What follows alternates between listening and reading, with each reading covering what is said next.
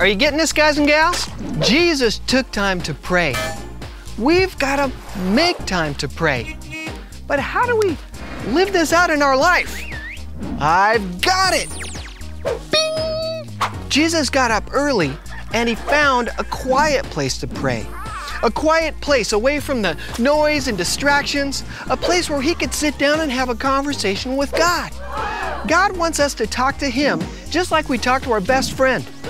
You know, if you've invited Jesus to be the leader of your life, God is your friend, and he wants to talk to you, and he wants you to talk to him.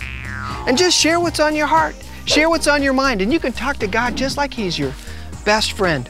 I don't know about you, but sometimes my house gets all noisy and the commotion, and it's just hard to pray. It's hard to concentrate.